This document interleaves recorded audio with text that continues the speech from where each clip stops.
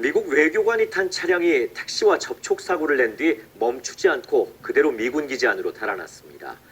경찰이 출동해 음주 측정과 조사를 시도했지만 거부했고 차량이 오른쪽으로 차선을 바꾸다 직진하던 택시와 부딪힙니다. 차량은 잠시 멈춰 있는가 싶더니 그대로 떠납니다. 택시기사는 도주하는 차량을 1km가량 뒤쫓았습니다. 외교관들의 차량은 이곳 미군 기지까지 왔습니다. 사고를 낸 차량 운전자는 미 대사관 소속 2등 서기관이었고 동승자들도 있었습니다. 출동한 경찰이 내리라고 요구했지만 탑승자들은 음주 측정이나 조사를 거부한 것으로 전해졌습니다. 이에 대해 미국 대사관은 관련 보도에 동의하지 않는다는 입장을 밝혔습니다. 또 수사가 종결되기 전까지 추가 해명을 자제하고자 한다고 전했습니다. 만약 미국 대사관이 면책특권을 행사하겠다는 의사를 밝히면 공소권이 없어 형사처벌이 불가능해집니다. 이게 무슨 미국과 동맹국이며 우호 관계입니까? 면책특권이란 자체가 국가 간의 갑질이며 인권 침해가 아닌가요? 억울하면 출세하라는 우리네 우스갯소리가 있습니다. 대한민국의 여권을 가지고 무비자로 갈 수 있는 나라가 190개국이라고 하니 이제 우리나라의 위상도 높아졌습니다. 갑은 을에게 뭐뭇을 뭐뭐 하도록 한다. 보통 계약서에서 계약 당사자들을 갑과 을로 표현해서 수평적 관계를 가리키며 사용한 용어이지만 매스컴에 많이 오르내리는 말들 중에 하나가 바로 갑질입니다. 오죽하면 갑과 을이라는 용어에 질이란 의미가 붙어 갑질이라는 신조어가 생겼을까요?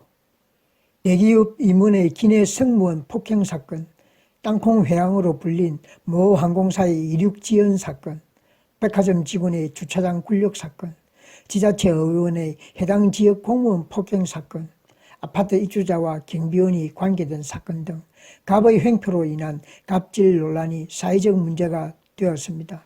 갑과 을이라는 단어가 가장 많이 사용되는 곳이 바로 계약서이지요.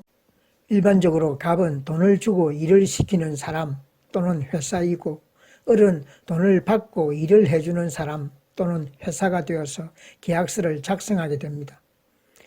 민법상 계약은 일정한 법률 효과의 발생을 목적으로 두 사람의 의사를 표시하므로 청약과 성락이 합치해야만 성립하는 법률 행위로서 매매, 고용, 임대차 등의 채권관계를 성립시킨다는 뜻입니다. 상대적으로 갑은 일과 돈을 주는 높은 위치에서 강자가 되고 돈을 받고 일해줄 사람은 많기에 을은 당연하게 낮은 위치에서 약자가 되는 불공평한 상황이 만들어지는 것입니다. 그래서 약자인 을은 갑의 비위를 맞추기 위해 무한 약자가 되어버리고 갑은 우월적 지위를 가지고 갑질을 하여 사회 문제를 일으키는 사람들의 모습을 보면서 참으로 안타까운 생각이 듭니다. 일부 슈퍼 갑들은 자신의 우월한 지위를 이용하여 사회적인 약자인 을에게 인격적인 모욕을 주며 묻지도 따지지도 말고 시킨 대로 하라며 윽박지르는 무례한 행동을 우리나라 직장인의 80%가 경험하였답니다. 을은 억울하지만 해고나 계약 해지를 당할까봐 노심초소하며 갑질의 부당행위에도 비위를 맞추며 참고 견뎌야 합니다. 특히 사회적 약자인 환경미화원과 경비원, 일용직 근로자와 아르바이트 학생들에게까지 갑질 횡포를 하는 사업주나 관리자들이 있어 사망사건이 일어나기까지도 하여 국민들의 공분을 일으키지 않았습니까?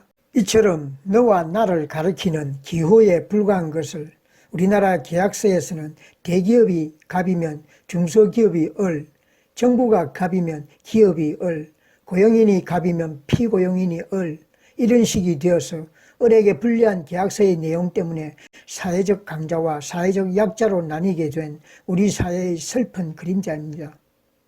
대한민국에서 없애버려야 할 항목 중에 하나가 바로 갑과 을이라고 생각되지 않습니까?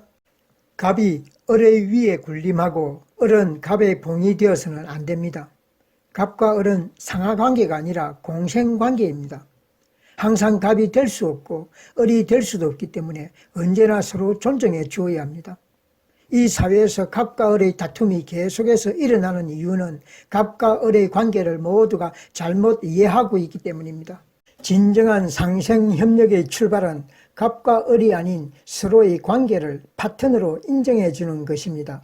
유한양행을 국내 2위의 제약사로 키웠으며 1969년 조영이 경영 1선에서 물러났습니다. 편지지 한 장에 또박또박 큰 글씨로 손녀에게는 대학 졸업까지 학자금 1만 달러를 준다. 딸에게는 학교 안에 있는 묘소와 주변 땅 5,000평을 물려준다. 그 땅을 동산으로 꾸미고 결코 울타리를 치지 말고 중고교 학생들이 마음대로 드나들게 하여 그 어린 학생들이 티 없이 맑은 정신에 깃든 젊은 의지를 지하에서나마 더불어 느끼게 해달라.